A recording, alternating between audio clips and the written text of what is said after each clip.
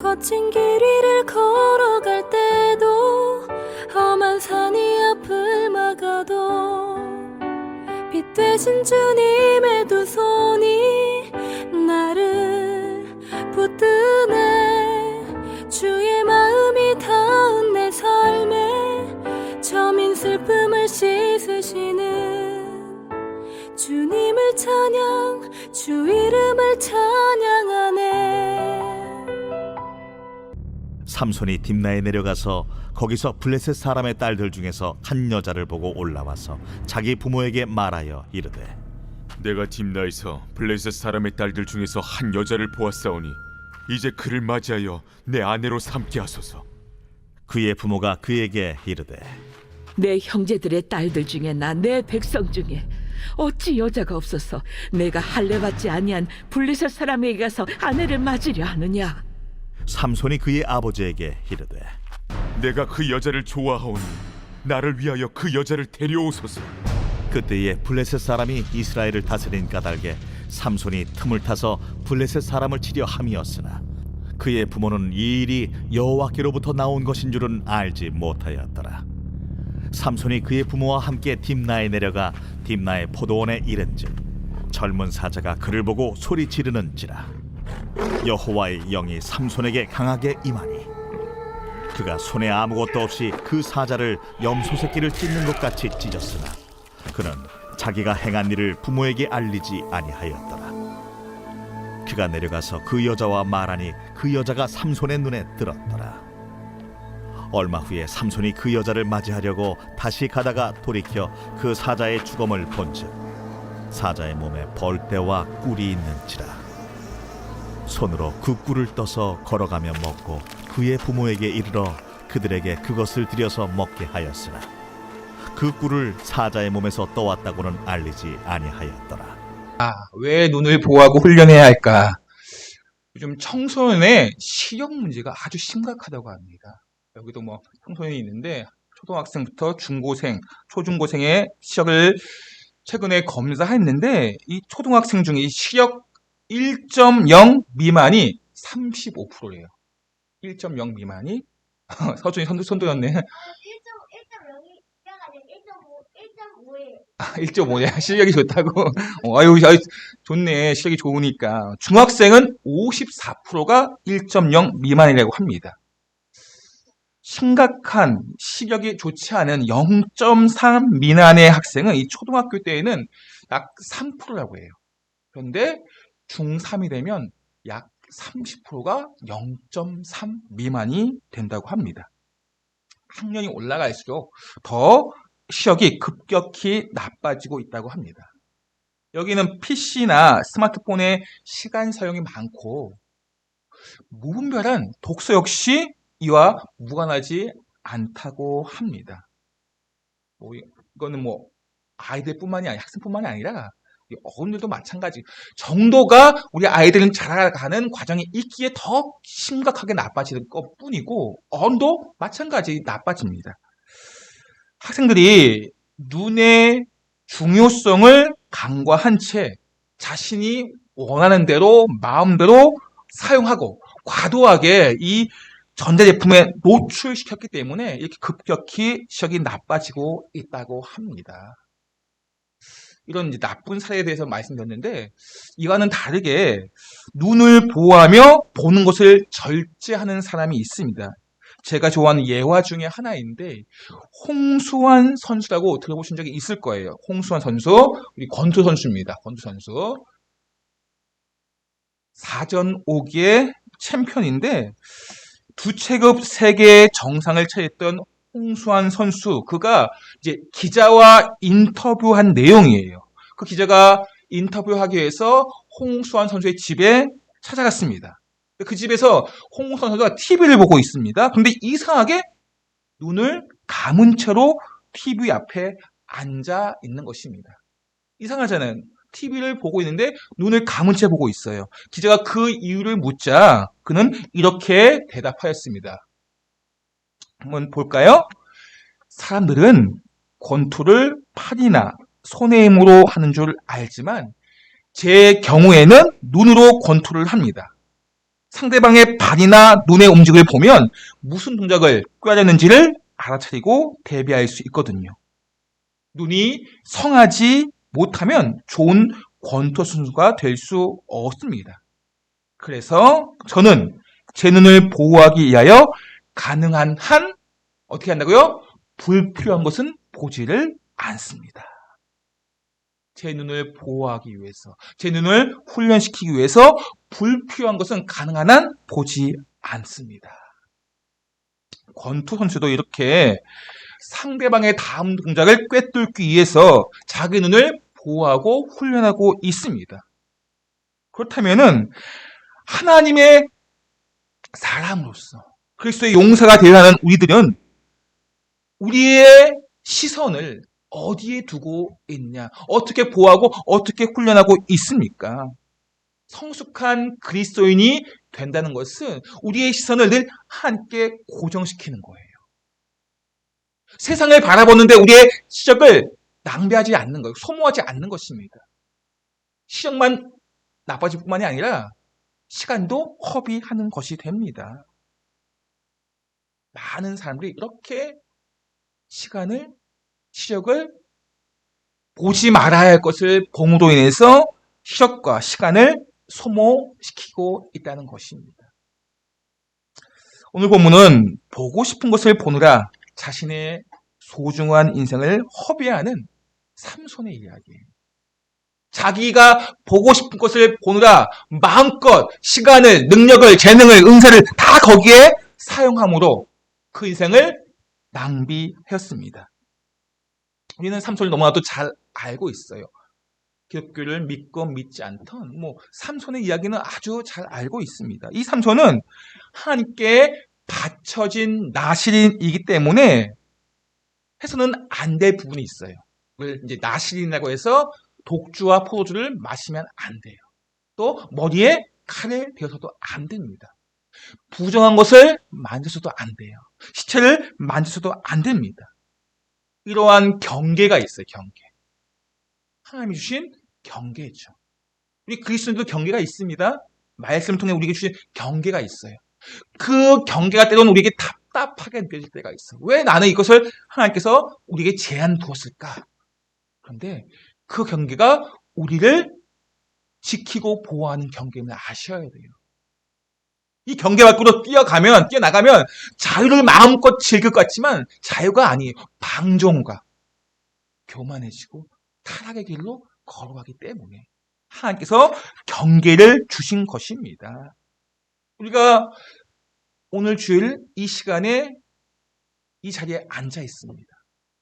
세상 사람들은 마음껏 즐기며 비가 오기 때문에 밖에 못 나갈 수도 있겠지만 자기가 하고 싶은 건 마음껏 합니다.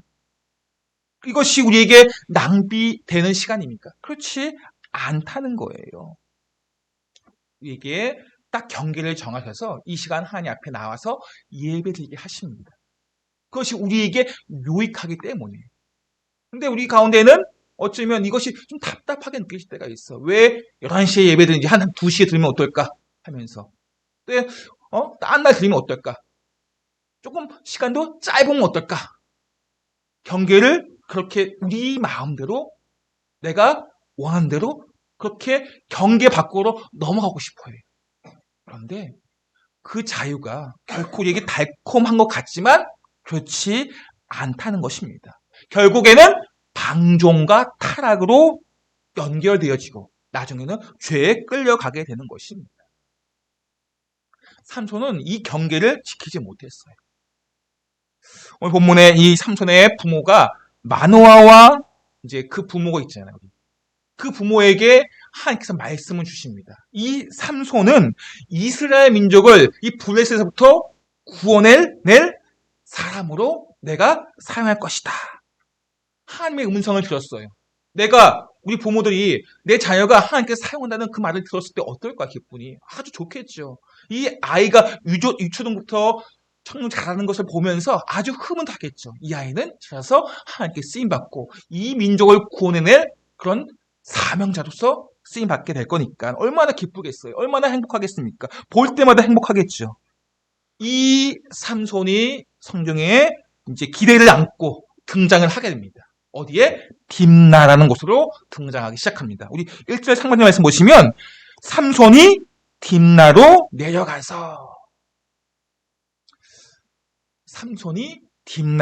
내려가서 이 딥나로 내려간다는 짧은 문장이지만 이것은 삼손의 영적인 상태를 보여주고 있어요. 오늘 설교 제목이 왜 딥나로 내려갔습니까? 딥나로 내려간다는 이 삼손의 영적인 상태가 어떠한지 보여주고 있는 것입니다. 단지 지역적으로 자기 고향 소라에서 딥나로 가는 그런 의미를 뛰어넘어서 지금 삼손이 어떤 상태, 어떤 마음의 어떤 영적인 상태에서 딥나로 가는지를 보여주고 있는 것을 삼손이 딥나에 내려가서 나중에 다른 성경 보시면 스울로 내려가서 이렇게 내려가다는 표현들이 있어요. 이것은 그의 영적인 상태가 어떠한지를 보여주고 있는 것입니다.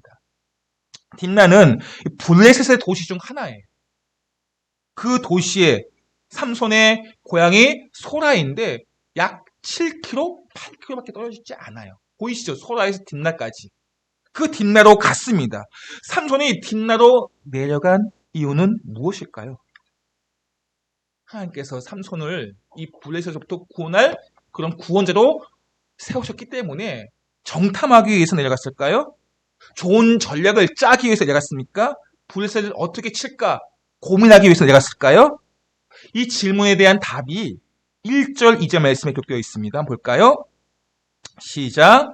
삼손이 딥나에 내려가서 거기서 블레셋 사람의 딸들 중에서 한 여자를 보고 올라와서 자기 부모에게 말하여 이르되 내가 딥나에서 블레셋 사람의 딸들 중에서 한 여자를 보았사오니 이제 그를 맞이하여 내 아내로 삼게 하소서 하매. 삼손이 딥나로 내려가서 무엇을 했느냐? 어여쁜 딥나 여인을 보고, 아마 어여쁜 여인을 찾은 것 같아요. 그 여인을 보고 부모에게 가서 내가 이 여인과 결혼하고 싶습니다 라고 한다는 거예요.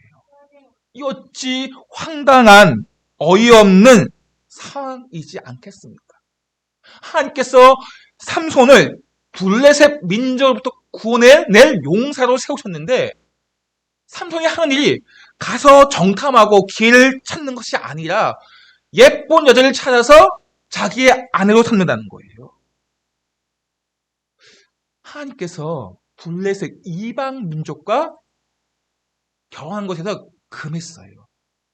오늘 본문에도 부모가 심히 반대하고 있습니다. 어찌 우리 민족 가운데 여자가 없어서 저 이방 민족과 결혼하려고 하느냐라고 반대하고 있습니다. 그럼에도 불구하고 삼손은 이 딥나 여인과 결혼을 하려고 합니다. 왜 그럴까요? 첫 번째 볼까요? 그 이유를 한번 보겠습니다. 시작. 삶의 존재 목적을 잊어버렸기 때문에. 사명을 잊어버렸기 때문에. 내가 왜 사는지, 지금 내가 호흡하고 있습니다. 생명을 가지고 있어요. 왜 나에게 이 생명이 있는지 그 존재를 잊어버린 것입니다. 내 마음, 내 뜻대로 살라고 지금 내 생명이 호흡이 있는 것이 아니에요. 지금 우리는 내가 자가호흡, 스스로 호흡하고 살아있는 것 같지만 그건 정말 한 호흡이에요. 하나님 거둬가시면 금방 죽을 수밖에 없는 게 우리의 생명이라는 것입니다. 그런데 사명을 가지고 있기에 우리가 지금 호흡하고 있는 거예요. 살아있는 것입니다. 생명이 있는 거예요. 우리가 그런 사명을 잊어버리고 존재 목적을 잊어버리고 내 마음, 내 뜻대로 산다면 호연히 하나님께서 그 생명을 거두하실 수도 있다는 거예요. 사람이라는 존재는 다른 동물들과 다르게 존재 목적이 있다는 거예요. 존재 목적. 그 목적을 우리가 바르게 깨닫게 될 때 우리 삶이 바른 방향으로 나아갈 수 있는 것입니다. 오늘 삼손은 자신이 태어난 목적을 잊어버렸습니다. 그는 나실인으로 태어났어요. 하나님으로부터 부름 받았고요. 블레셋으로부터 이스라엘 백성들을 구원해낼 그런 사명을 받은 사명자입니다. 그런데 삼손은 그 사명을 잊어버리고 자기의 뜻대로 마음대로 살아가기 때문에 부모의 마음을, 하나님의 마음을 아프게 하고 있는 것입니다. 인생의 목적을 잊어버리면 우리가 이 땅에서 무엇을 성취하고 얻고 어떤 소유를 가지고 내가 공부를 잘하고 좋은 대학에 가고 좋은 직장에 시작하기 아무 의미가 없음을 아셔야 돼요. 인생의 목적을 잊어버리면 그 어떤 부와 명예와 인기 그 모든 것을 소유한다 할지라도 성공했다 할지라도 그 삶을 성공한 인생이라 말하지 않습니다. 오늘 본문의 삼손이 이방 여인을 좋아한다고 표현하고 있어요. 그것은 그 여인이 예쁜 것, 그 여인을 좋아하는 것뿐만이 아니라 그 이방 여인의 문화와 그 이방인의 삶의 방식까지도 내가 나실로 사는 것보다 더 원한다는 것입니다.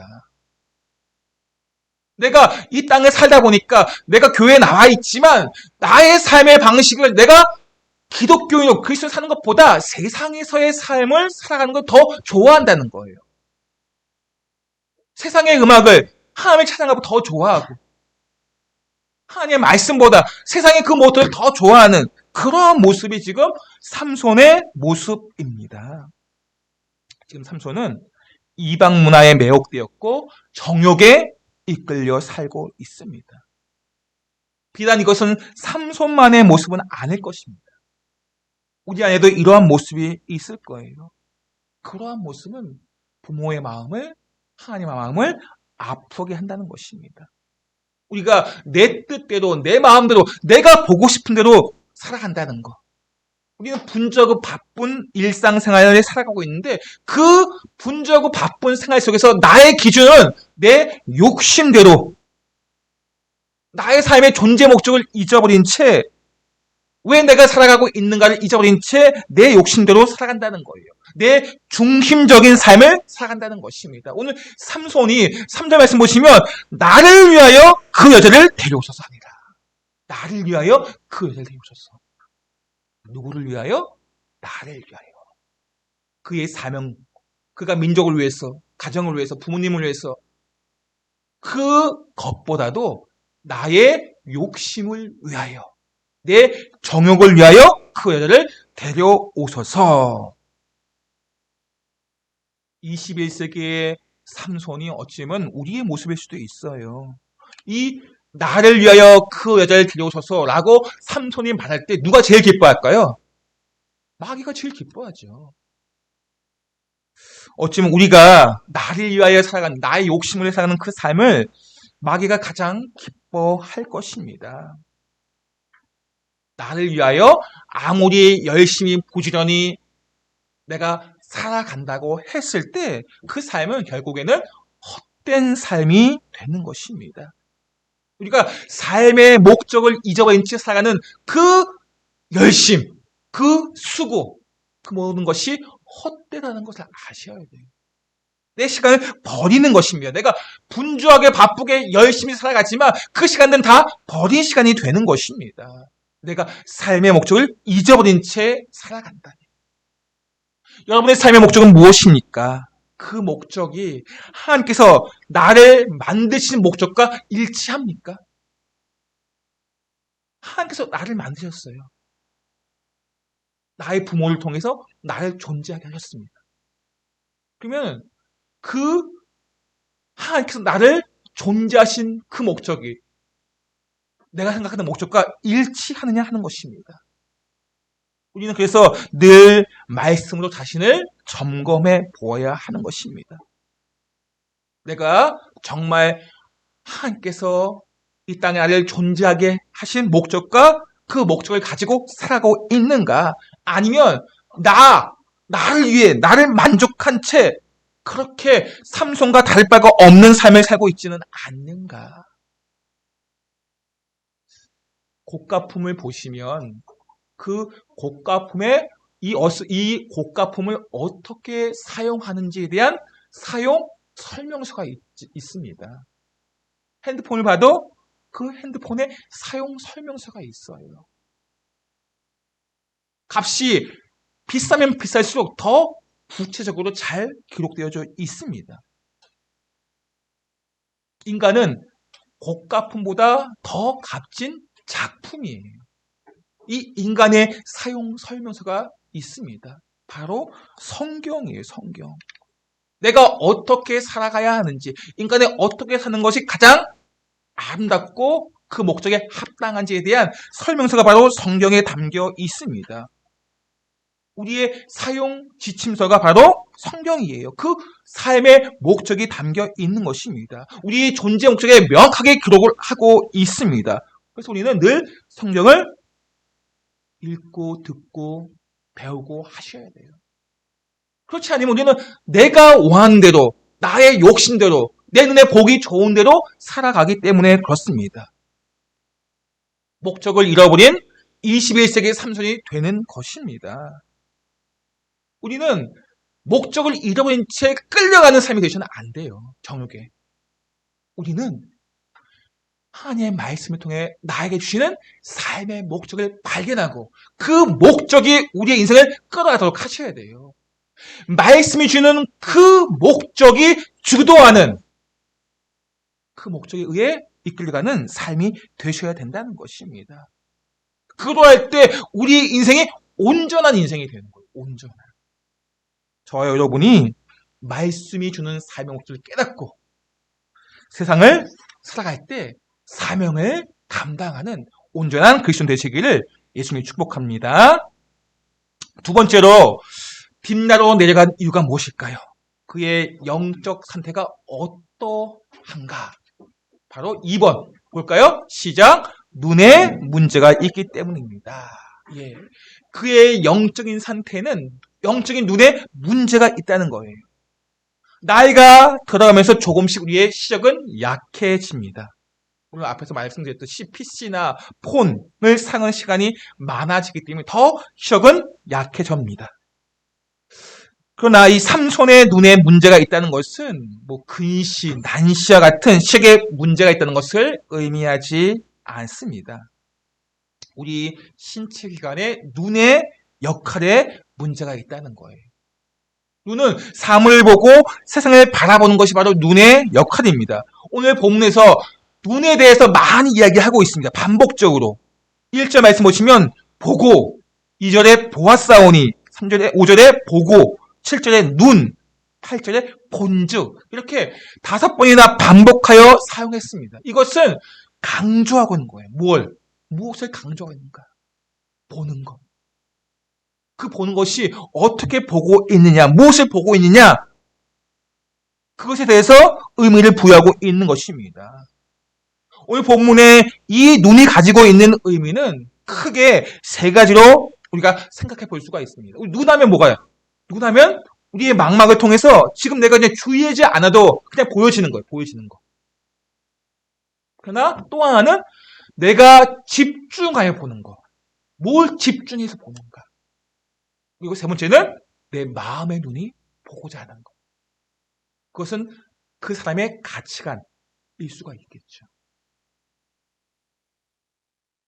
첫 번째는 시력에 따라 조금씩 달라 보이긴 하겠지만 대부분 우리의 망막을 통해 보는 것은 크게 달라지지 않아요. 다르지 않습니다. 사람이 동물로 보이고 그렇진 않잖아요. 그런데 두 번째, 세 번째는 달라요. 집중하여 보는 것. 뭘 집중하여 보는가? 내 마음의 눈, 내 가치관이 무엇에 따라서 보는 것이 다릅니다. 오늘 본문의 삼손은 여기에 실패한 거예요. 무엇을 집중하여 보아야 하는가? 그 삼손의 가치관, 그것이 무엇인가? 이것이 삼손이 실패한 이유라는 것입니다. 오늘 이 삼손의 실패는 그가 집중하여 본 것이 무엇입니까? 그는 이 땅에 아름다운 여인을 찾기에 바빴어요. 딥나에 내려가서 아름다운 여인을 찾고 그 중에 마음에 드는 자기 눈에 좋아 보이는 그 여인을 찾아서 자기 눈에 좋아 보이는 그 여인을 데리고 와서 결혼하고자 한다는 것입니다. 이렇게 자기 눈에 좋아 보이는 것. 이러한 삼손의 삶은 하나님의 안목을 가지고 살아가야 하는 그리스도의 삶과는 다릅니다. 우리는 하나님의 안목을 가지고 이 세상을 바라보고 사람을 바라보셔야 돼요. 자기 눈에 좋아 보이는 각기 자기의 소견에 옳은 대로 행했던 사사시대의 그 모습처럼 삼손도 그렇게 자기가 보고 싶은 것만 보는 거예요. 자기가 원하는 것만 보는 것입니다. 그것으로 자기의 시간을, 자기의 인생을 덧없이 소모하였습니다. 이런 삼손의 삶은 결국에는 죄와 연결되어지고 하나님의 뜻과는 다른 삶을 살게 됩니다. 인류 최초의 범죄가 들어오기 전에 가장 먼저 어떻게 범죄가 들어왔습니까? 하와가 선악과를 따먹음으로 말미암아 범죄가 들어오게 되는데 그 전에 어떤 단계가 나옵니까? 선악과를 보면서 먹음직하고 보암직하다고 했잖아요. 보암직. 범죄가 들어오는 과정의 이 보암직, 내 눈에 좋아 보이는 대로 내가 행할 때, 말할 때 그게 범죄와 연결되어진다는 것입니다. 보암직했던 선악과를 따먹은 하와는 인류 최초의 범죄자가 된 것입니다. 우리도 마찬가지예요. 하나님의 뜻과 다른 사람의 눈에 좋아 보이는 대로 내가 살아갈 때, 거기에 집중하여 볼 때 결국에는 우리가 범죄에 이끌려 갈 수가 있다는 것입니다. 하나님 뜻과는 상관없이 내 마음 내 뜻대로 살아간다면 결국에는 죄라는 관역을 내가 쏘게 되는 거예요.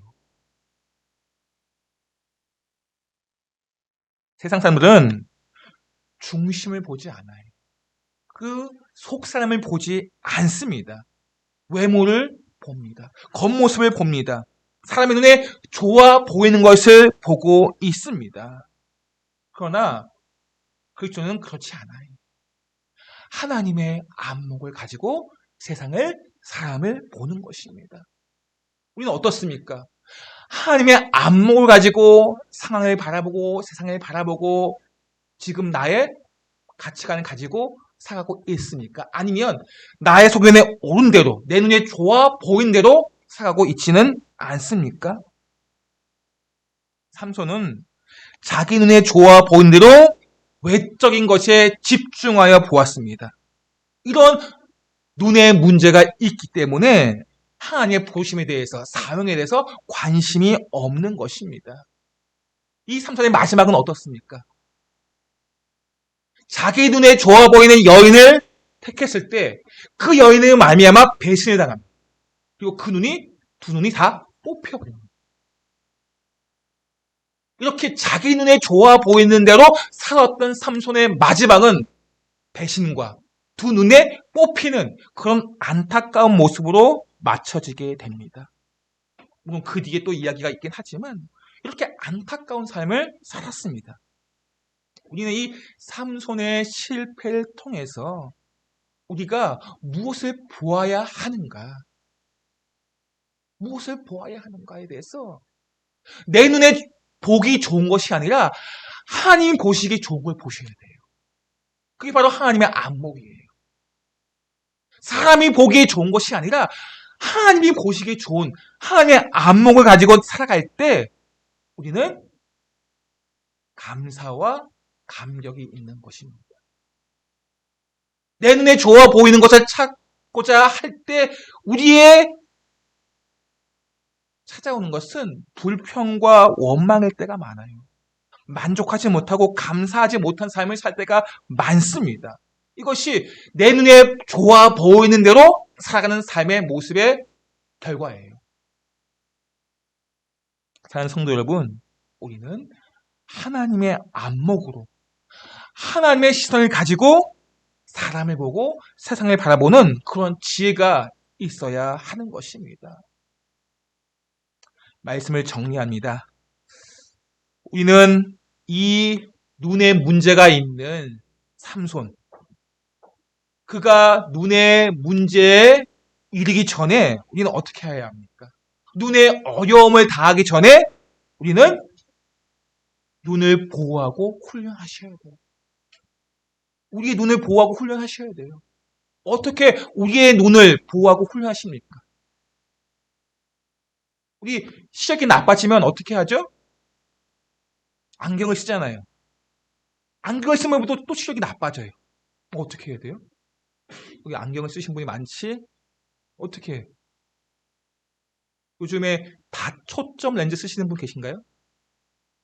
참 어떻게 보면 편한 세상 같아요. 우리의 여러 가지 시력이 나쁜 부분을 하나로 이제 통일해서 볼 수 있도록 두꺼운 안경이 아니라 아주 압축해서 다초점 렌즈를 쓴다고 해요. 인간의 방법은 그렇습니다. 이 육신의 시력이 나빠질 때 이렇게 다초점 렌즈를 써요. 우리의 영적인 시력이 나빠질 때는 우리의 초점을 어디에 맞춰야 됩니까?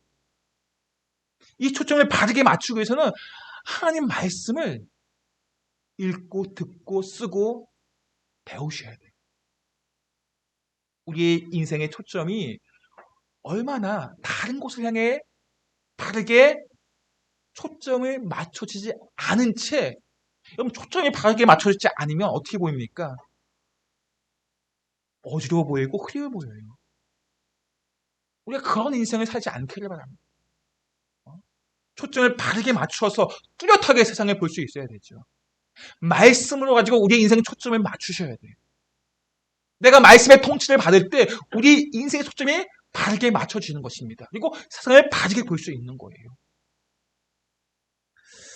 부단히 우리는 이렇게 하나님의 안목을 가지기 위해서 말씀으로 우리의 시선을, 우리의 초점을 맞춰 갈 때 우리가 영적인 눈을 떠서 바르게 세상을 볼 수 있는 것입니다.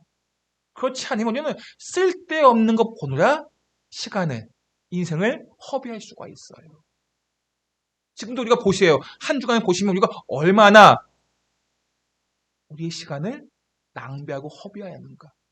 쓸데없는 거 허비하는 그러한 모습들이 많이 있지는 않았습니까?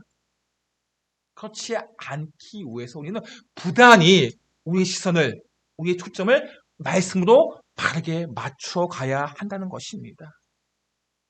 세상 보기 좋은 것의 중심, 그 중심은 결국에는 죽음이에요. 선악과 보감직했지만 그 중심은 죽음이었어요.